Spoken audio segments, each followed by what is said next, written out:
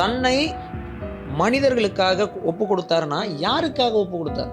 ஒரு பெண்ணை பார்க்குறாங்க, ஈர்ப்பு ஏற்படுது, உடனே நான் காதலில் விழுந்துடுறாங்க. அந்த பெண்ணும் அந்த ஆணும் வந்து போகிறாங்க வராங்க, எல்லாமே பண்ணிக்கிறாங்க. பட் அவங்களுக்குள்ள என்ன ஒரு அண்டர்ஸ்டாண்டிங் வச்சுக்கிறாங்க அப்படின்னு சொன்னால், நிறைய தியாகங்கள் நம்ம இதில் உலக ஹிஸ்ட்ரி மதங்கள்லையும் மற்ற தத்துவங்கள் எல்லாத்துலேயும் பார்க்குறோம். ஆனால் நீங்கள் வந்து அதுக்கு ரெஃபரன்ஸ் பாயிண்ட்டாக நீங்கள் இயேசு கிறிஸ்துவ தான் பார்க்கணும். ஒரு பெரிய நடிகர் வந்து ஒரு காசுக்காக ஏதோ ஒரு வெள்ள நிவாரணத்துக்காக ஒரு கோடி கொடுத்துட்டாருன்னு வச்சுக்கோங்களேன், உடனே என்ன சொல்லுவாங்க, இது கொடுக்கணுன்ற அவசியம் அவருக்கு கிடையாது. அவர் கேட்கணும், அவர்கிட்ட யாரும் கேட்கல, ஆனால் அவர் தூக்கி கொடுத்தாருப்பா, எவ்வளோ பெரிய வள்ளல் அப்படின்னு நம்ம சொல்கிறாங்கல்ல.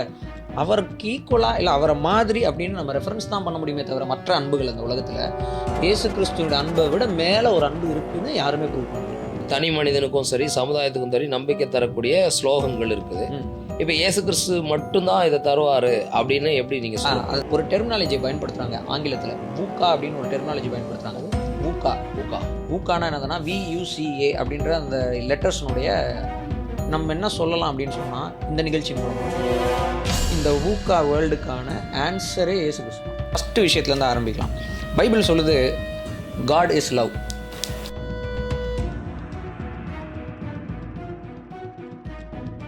கிறிஸ்தவர்கள் அல்லாதவர்களும் ஸ்டார் கட்டுறதுலேருந்து டெக்கரேஷன் பண்ணுறதுலேருந்து வணிக நிறுவனங்களில் அந்த கிறிஸ்மஸ் தீம் கொண்டு வரதுலேருந்து எல்லாருக்குமே வந்து அது கொண்டு போய் சேர்க்கப்பட்டிருக்கு. ஆமாம், கொண்டு போய் சேர்க்கப்பட்டிருக்கு. கிறிஸ்து கொண்டு போய் சேர்க்கப்பட்டிருக்கிறாரா?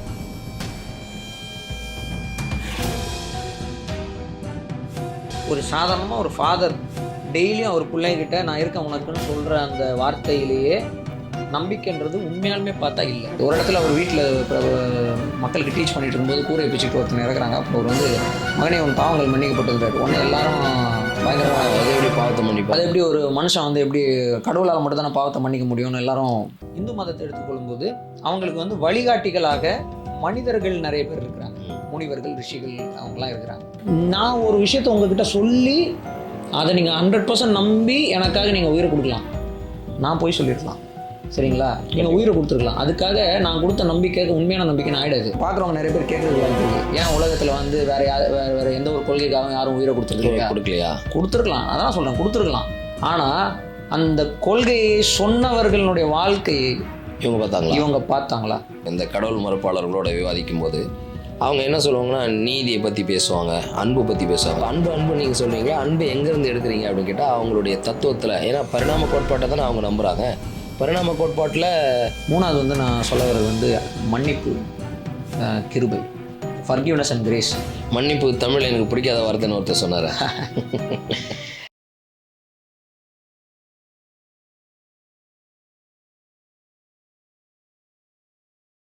வணக்கம், இது காலத்தின் காரணர் நிகழ்ச்சியில் இந்த காலம் கிறிஸ்மஸ் காலமாக இருக்கிறதுனால இந்த காலத்தின் காரணராகிய கர்த்தராகிய இயேசு கிறிஸ்து இல்லை என்றால் இந்த உலகம் அல்லது ஒரு தனி மனிதன் எதையெல்லாம் இழப்பான், அவர் எந்த அளவுக்கு ஒவ்வொரு தனி மனிதனுக்கும் முக்கியமானவர் அப்படிங்கிறத பற்றி நம்ம இந்த நிகழ்ச்சியில் விவாதிக்க போகிறோம்.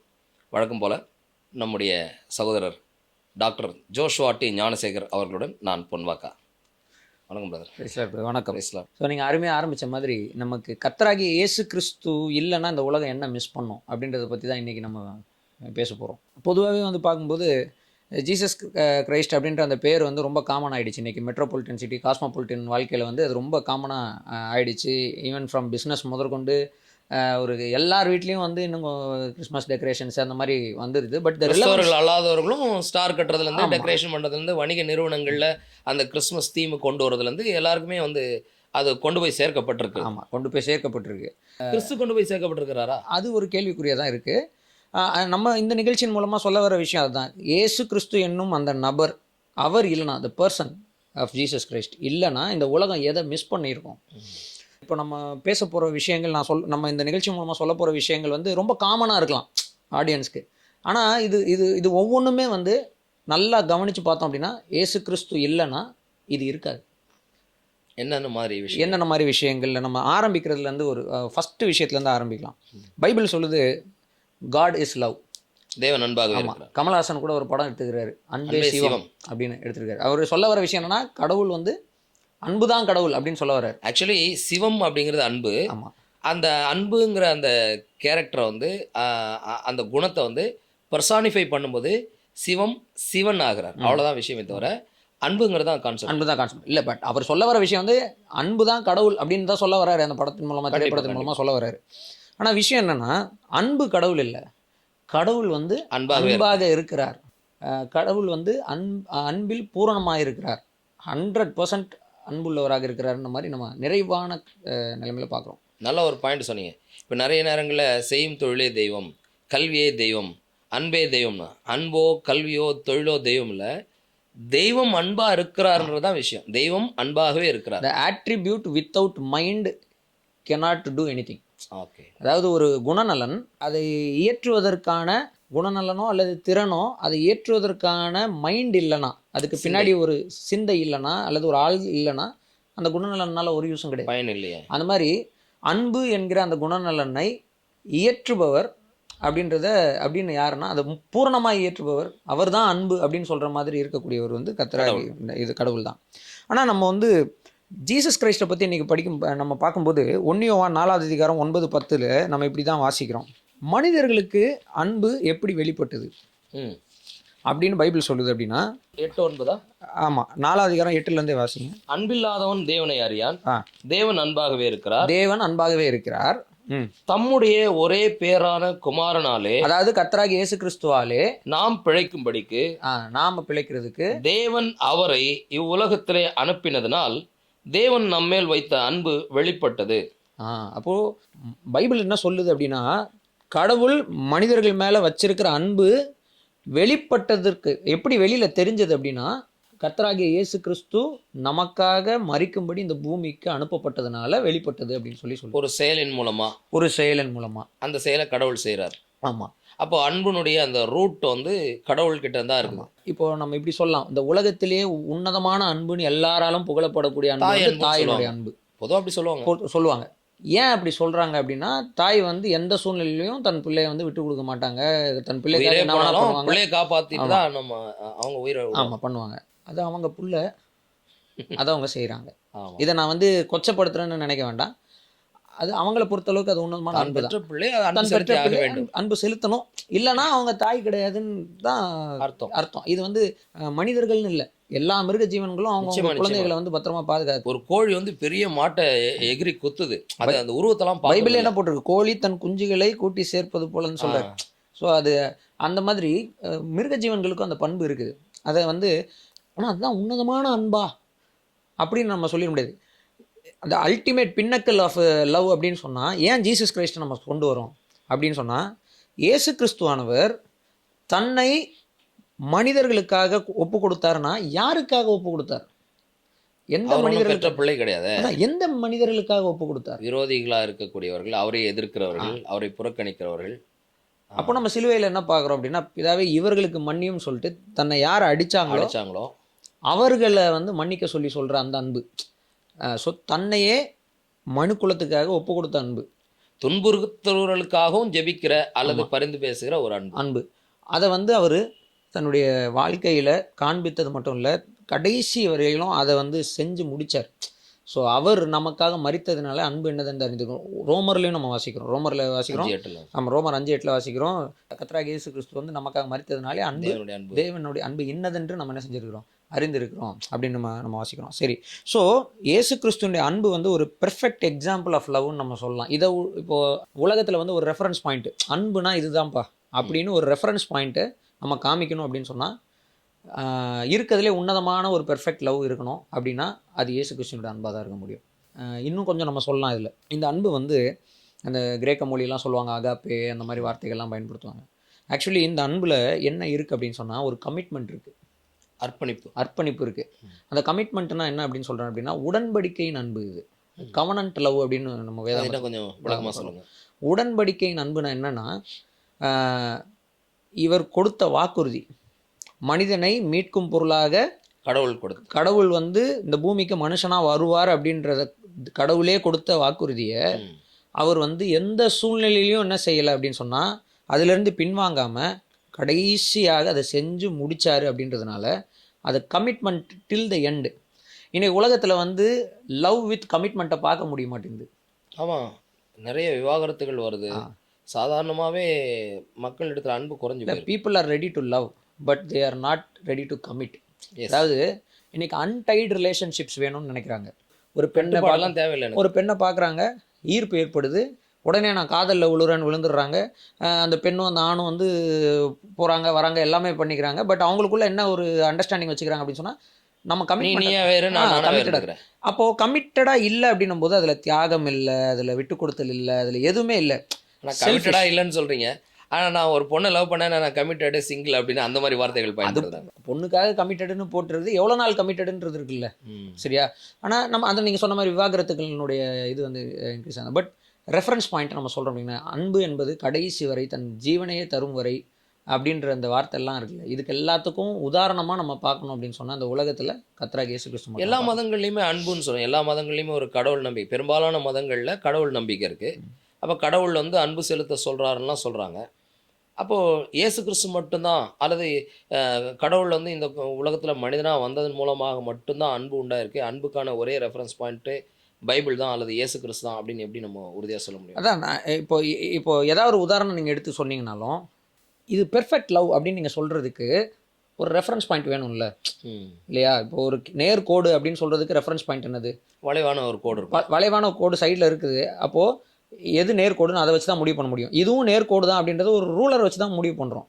ஒரு ஸ்கேலை வச்சு தான் இது நேராக இருக்கா இல்லையான்றதை நம்ம முடிவு பண்ண முடியும், இல்லையா? ஒரு ரூலர் வேணும். அந்த மாதிரி ஒரு ரெஃபரன்ஸ் பாயிண்ட் வேணும். இதுதான், இது சரி, இது கிழக்கு, இது மேற்கு அப்படின்னு சொன்னால் அதுக்கு ஒரு ரெஃபரன்ஸ் பாயிண்ட் வேணும். அந்த மாதிரி அன்புக்கு ரெஃபரன்ஸ் பாயிண்ட் இவர்கிட்ட இருந்தால் எல்லாம் உருவாகுது, இவர்கிட்ட இருந்தால் எல்லாமே ஆரம்பிக்குதுன்ற அந்த நிலைமையில் எந்த மதங்கள்லையும் எந்த சாஸ்திரங்கள்லையும் எந்த இதுலேயும் ஃபிலாசபியில் கூட நம்ம வந்து அப்படி ஒரு ரெஃபரன்ஸ் பாயிண்ட் பார்க்க முடியாது. ஆனால் நிறைய தியாகங்கள் நம்ம பைபிள் இதில் உலக மற்ற மதங்கள்லையும் மற்ற தத்துவங்கள் எல்லாத்துலேயும் பார்க்குறோம். ஆனால் நீங்கள் வந்து அதுக்கு ரெஃபரன்ஸ் பாயிண்ட்டாக நீங்கள் இயேசு கிறிஸ்துவ தான் பார்க்க முடியும்.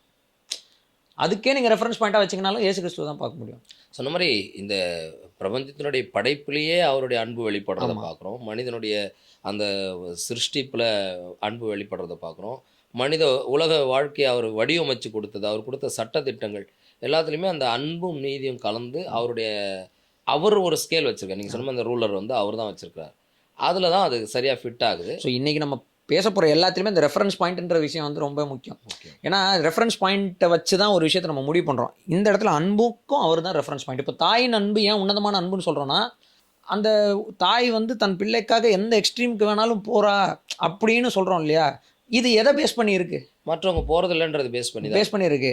ஆனால் இது உன்னதமான அன்புன்னு எதை பேஸ் பண்ணியிருக்குன்னா, இதை விட உன்னதமான அன்பு ஒன்று இருக்கிறதுனால அப்படின்னு நம்ம சொல்ல முடியுது. அந்த உன்னதமான அன்பு இயேசு கிறிஸ்து. ஓகே, அன்புங்கிறத ஒன்றை வந்து தெரிஞ்சு வச்சிருக்கனால, அதுக்கு சிமிலராக அது இருக்கிறதுனால, இல்லை அதோட கொஞ்சம் குறைவாக இருந்தாலும் கூட அது அந்த அன்பு இயேசு கிறிஸ்துவின் மூலமாக வெளிப்பட்ட அன்புக்கு இது ஒரு படமாக இருக்குது. ஆமாம், நீங்கள் இது கீழே என்ன வேணால் கொண்டு வரலாம். அதாவது சுய தியாகம் அப்படின்றது வந்து உன்னதமான ஒரு பண்பு இந்த உலகத்தில். செல்ஃப்லெஸ் ஆட்டிடியூடுன்னு ஒருத்தங்களை நம்ம பேசுகிறோம் அப்படின்னு சொன்னால் அது வந்து அதை என்ன சொல்லுவோம், எவ்வளோ ஒரு நல்ல பண்பு இல்லை, அவரை பற்றி அவர் யோசிக்கவே மாட்டேன்றாரு, மற்றவங்களை பற்றி எப்பவுமே யோசிச்சுட்டு இருக்காரு, எவ்வளோ அன்புள்ளவராக இருக்கிறாரு, இவர் இப்படிலாம் இருக்கணுன்ற அவசியமே கிடையாது, ஆனால் இருக்கிறாரு அப்படின்னு நம்ம இப்போ ஒன்றும் இல்லை. ஒரு ஒரு பெரிய நடிகர் வந்து ஒரு காசுக்காக ஏதோ ஒரு வெள்ள நிவாரணத்துக்காக ஒரு 1 கோடி கொடுத்துட்டாருன்னு வச்சுக்கோங்களேன். உடனே என்ன சொல்லுவாங்க, இது கொடுக்கணுன்ற அவசியம் அவருக்கு கிடையாது, அவர் கேட்கணும், அவர்கிட்ட யாரும் கேட்கல, ஆனால் அவர் தூக்கி கொடுத்தாருப்பா, எவ்வளோ பெரிய வள்ளல் அப்படின்னு நம்ம சொல்கிறாங்கல்ல.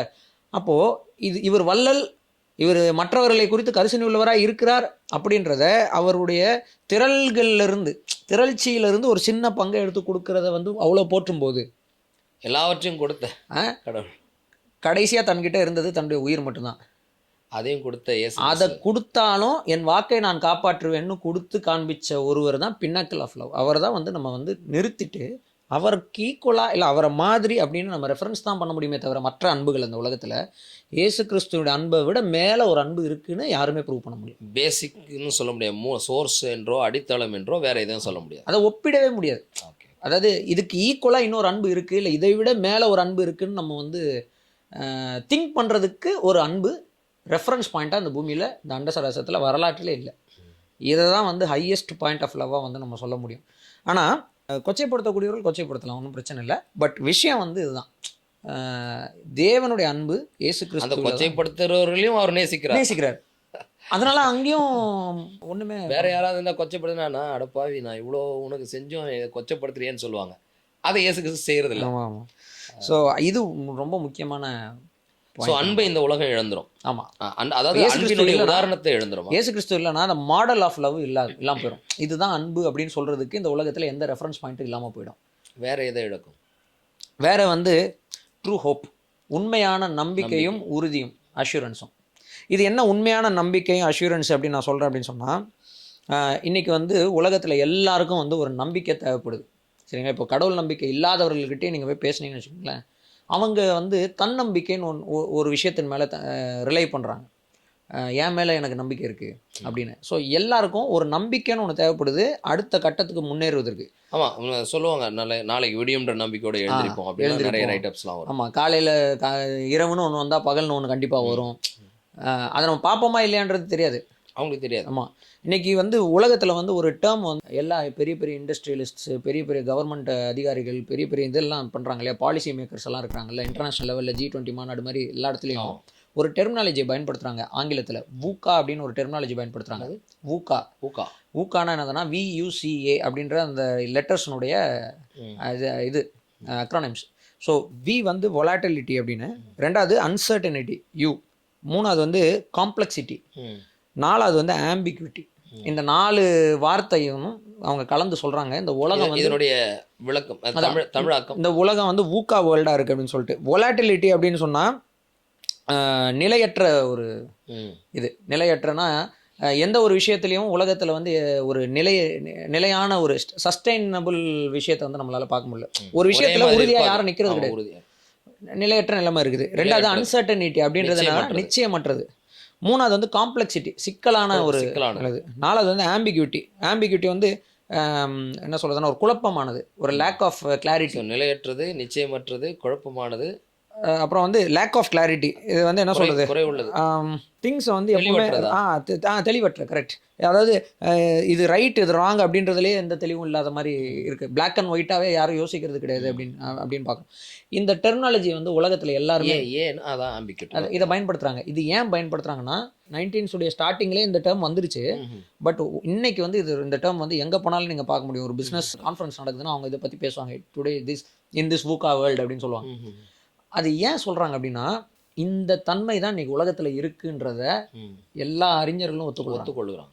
ஆனால் இதை பைபிள் வந்து பல நூற்றாண்டுகளுக்கு முன்னாடி என்ன செஞ்சிச்சுன்னா சொல்லிடுச்சு, மனிதன் வந்து பாவம் செஞ்சதுனால, கடவுளை விட்டு அவன் கடவுளை மறந்ததுனால, இறை நம்பிக்கை அற்றவனாக மாறினதுனால அவன் வந்து இந்த நிலைமைக்கு தள்ளப்பட்டான் ஸ்டார்டிங்லேயே. இன்றைக்கி தான் இந்த பூமி இப்படி இருக்குதுன்னு உலகம் நினைச்சிட்டு இருக்காங்க. ஆனால் இது என்னைக்கோ நடந்துருச்சு. இவங்க இப்போ தான் கண்டுபிடிச்சிருக்காங்க, இல்லை ரியலைஸ் பண்ணுறாங்க. ரியலைஸ் பண்ணுறதுனால என்ன பண்ணுறாங்கன்னா என்ன பண்ணலாம் அதை சரி பண்ணுறதுக்கு அப்படின்னு யோசிக்கிறாங்க. நிறைய விஷயங்களை வந்து ட்ரை பண்ணுறாங்க. இந்த சூழ்நிலையில் நம்ம என்ன சொல்லலாம் அப்படின்னு சொன்னால், இந்த நிகழ்ச்சியின் மூலமாக இந்த வூக்கா வேர்ல்டுக்கான ஆன்சரே இயேசு கிறிஸ்து தான். ஓகே, இயேசு கிறிஸ்து இல்லைன்னா நீங்கள் எவ்வளோ பாலிசி மேக் பண்ணாலும், எவ்வளோ விஷயங்களை ட்ரை பண்ணாலும், இந்த நாளுத்துக்கும் பேசிக்காக தேவையான தெரியுமா ஒரு நம்பிக்கை, ஒரு ஏதாவது ஒன்று குழப்பம், அது நிச்சயமற்ற எல்லாத்துக்கும் ஒரு நம்பிக்கை கொடுக்கணும். ஆமாம், இந்த VUCA இது 4மே சாஞ்சுக்கிறதுக்கு ஒரு பில்லர் தேவைப்படுது. அந்த பில்லருக்கு பேர் தான் கான்ஃபிடென்ஸ் அல்லது நம்பிக்கை.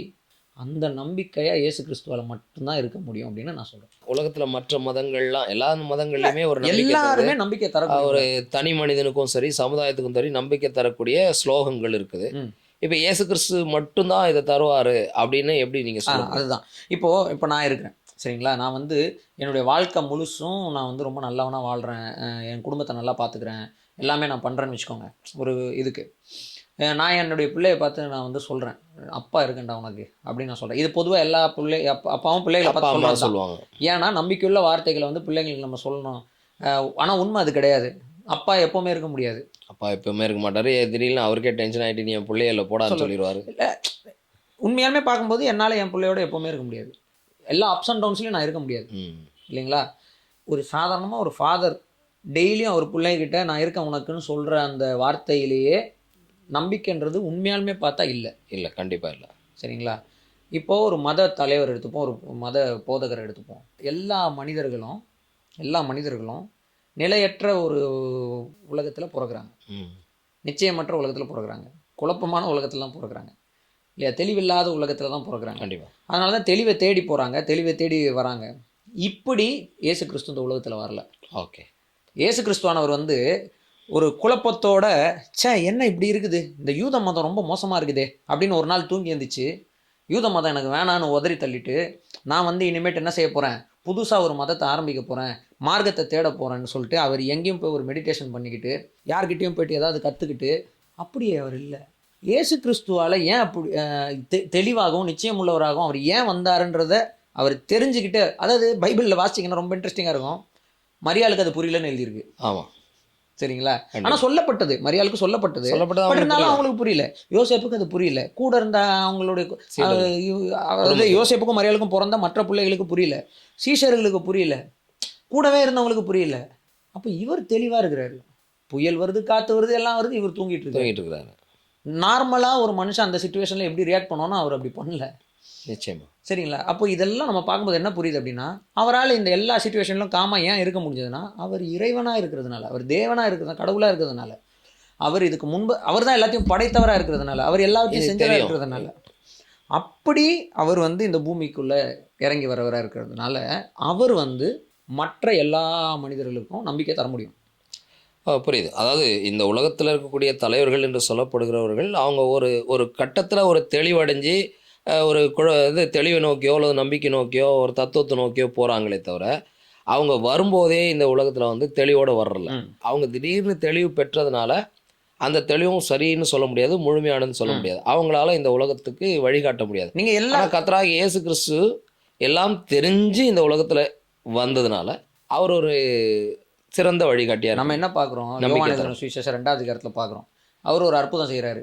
செஞ்சதுக்கப்புறம் நிறைய பேர் அவர் விசுவாசிச்சாங்கன்னு பார்க்குறோம். அவர் போட்டிருக்க இயேசு ஆனவர் எல்லாருடைய இருதயங்களையும் அறிந்திருக்கிறபடினால அவர்களை நம்பி இணங்கவில்லைன்னு. நிச்சயமா. அப்படின்னா என்ன அர்த்தம்னா, அவருக்கு குழப்பமே கிடையாது. அவருக்கு என்ன பண்ணுறாருன்னு தெரியும். எல்லா இடங்கள்லையும் நீங்கள் வாசிச்சிங்கன்னா இயேசு கிறிஸ்து ஒன்று செய்வார், யாருக்கு அது புரியாது. அங்கே போட்டிருக்கோம், இவர் இதற்காக இதை செய்தார் என்று அங்கே இருக்கிறவங்களுக்கு தெரியல. அறியாதிருந்தார்கள், உணராதிருந்தார்கள். இயேசு கிறிஸ்துவே சொல்கிறாரு, என்னப்பா இவ்வளோ நாள் நான் கூட இருந்தேன், நான் யாருன்றது தெரியல அப்படின்றாரு. ஸோ இந்த வார்த்தைகள்லாம் இதெல்லாம் நம்ம பார்க்கும்போது இப்படிப்பட்ட ஒருவரால் மட்டும்தான், முக்காலமும் இக்காலமும் வருங்காலத்தையும் அறிந்தவரால் மட்டும்தான். முக்காலம்னா 3 விஷயம், 3 காலம்ன்றது அப்படி கடந்த காலம், இந்த 3 பாஸ்ட் ப்ரெசன்ட் அண்ட் ஃபியூச்சரை அறிந்த ஒருவர் கடவுளாக இருக்க முடியும். அந்த கடவுள் இந்த பூமிக்கு மனுஷனாக வந்து மனுஷனாக வாழ்ந்து கொண்டிருக்கும் பொழுது அவர் எவ்வளவு தெளிவுள்ளவராக இருந்தார் என்பது அவருடைய பேச்சில் எந்த இடத்துலையும் அவர்கிட்ட ஒரு ஆம்பிகியூட்டி நீங்கள் பார்க்கவே முடியாது இல்லையா? எந்த இடத்துலையும் ஒரு தெளிவற்ற ஒரு விளக்கத்தையோ போகிற போக்கில் அவருக்கும் புரியாமல் அந்த சூழ்நிலையில் அப்படி சொல்லிட்டேன் அப்படின்லாம் அவர் சொன்னார். நான் பேச்சை மாற்றிட்டேன், முன்னாடி நான் இப்படி இருந்தேன், இப்போ எப்படி மாற்றிட்டேன் அப்படின்னு. 2வது விஷயம் என்னென்னா, மதங்களை எடுத்துக்கலாம். இந்து மதத்தை எடுத்துக்கொள்ளும்போது அவங்களுக்கு வந்து வழிகாட்டிகளாக மனிதர்கள் நிறைய பேர் இருக்கிறாங்க. முனிவர்கள், ரிஷிகள் அவங்களாம் இருக்கிறாங்க. அவங்க வாயிலிருந்து வந்து ஓதுன வார்த்தைகள் சவுண்டு தான் வந்து வேதங்கள் அப்படின்னு சொல்லி எழுதியிருக்கிறாங்க. இந்த ரிஷிகள், இந்த முனிகள்லாம் இருக்கிறாங்க இல்லையா, இவங்களும் மனிதர்கள் தான். சரிங்களா? இவங்களுக்கும் முற்காலம் தெரியாது, வருங்காலம் தெரியாது. ஸோ இவங்களும் காமனாக நம்மளை மாதிரி மனிதர்கள் தான். ஸோ அவங்க தெளிவுக்காக என்ன பண்ணுறாங்கன்னா, வாழ்க்கையில் இது எல்லாத்தையும் பார்த்து ஏதோ ஒரு மலை மேலே போய் என்ன செய்கிறாங்க, உட்காந்து தியானம் பண்ணி ஏதோ ஒரு விஷயத்தை பெற்றுக்கொண்டு அவங்களுக்கு புரிந்ததை என்ன செய்கிறாங்கன்னா ஓசையாக எழுப்பி அதை வந்து எழுதி வைக்கிறாங்க. அப்போ தே ரிலை ஆன் சம்திங் எல்ஸ். அவங்க வேற ஏதோ ஒரு விஷயம் சார்ந்திருக்கோ அல்லது ஒருவரையோ. அப்படி வந்த எந்த ஒரு விஷயமும் முழு நம்பிக்கை தர முடியாது. புத்த மதம் எடுத்துக்கலாம்.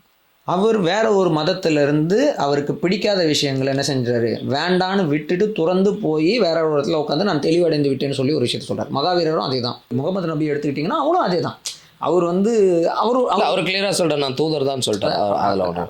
அவருமே நான் எங்க போறேன்னு தெரியல அப்படின்னு சொல்லிட்டார். ஸோ ஆனால் இயேசு கிறிஸ்துடைய வார்த்தைகளில் இந்த ஆம்பிகிட்டியை பார்க்கவே முடியாது, நம்ம தெளிவற்ற தன்மையை பார்க்க முடியாது.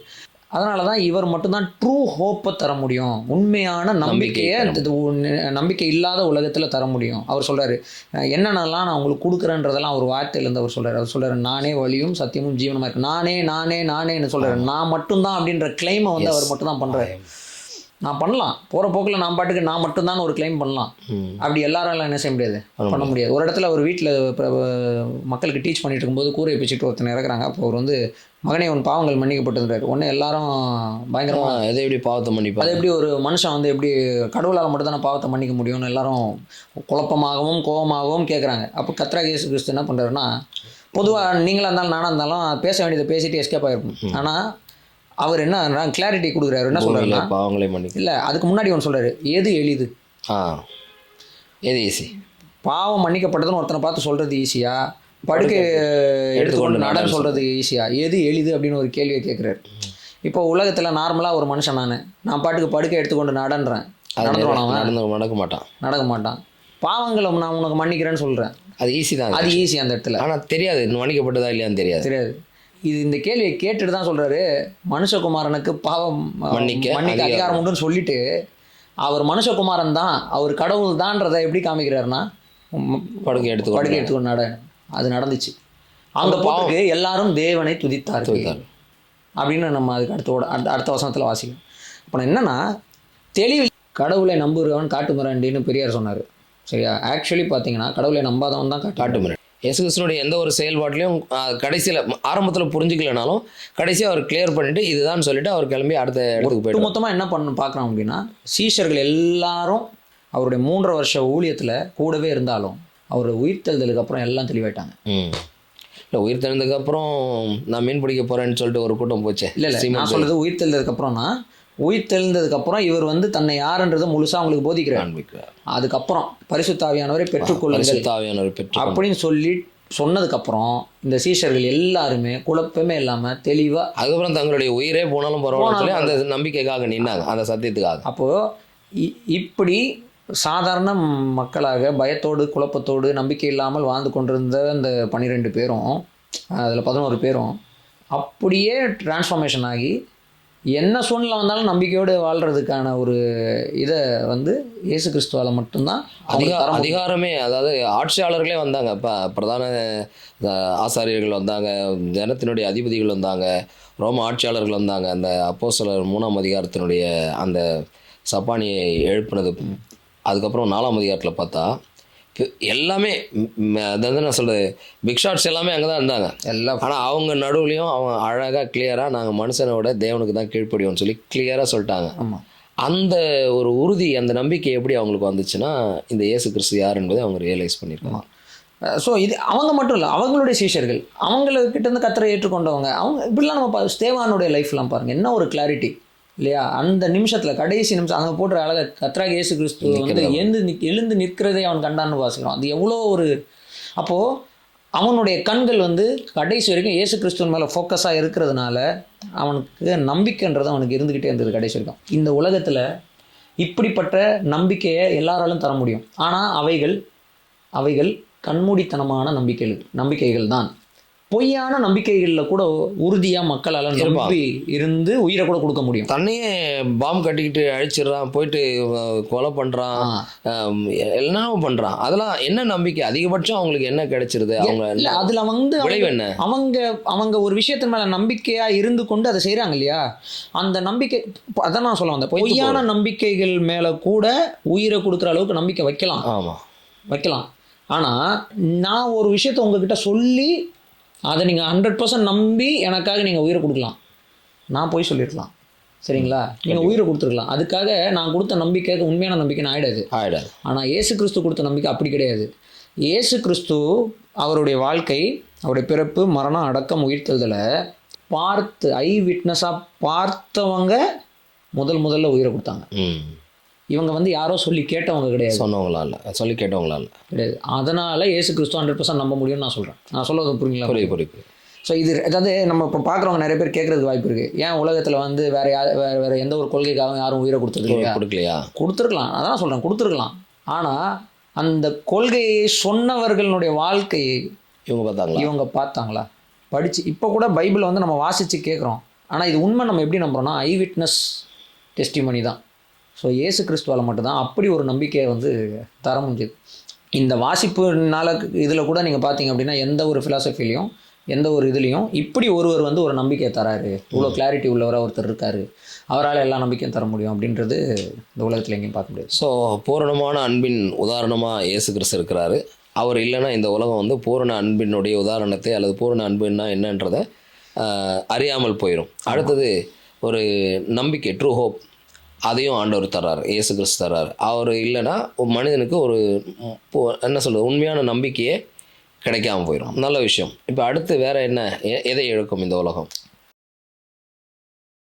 இப்போ நான் சொல்கிற ஸ்டேட்மெண்ட் ஒருவேளை ஏத்திஸ்டிக் ஃப்ரெண்ட்ஸ், அதாவது கடவுள் நம்பிக்கை இல்லாத நண்பர்கள் ஒருவேளை புண்படலாம்.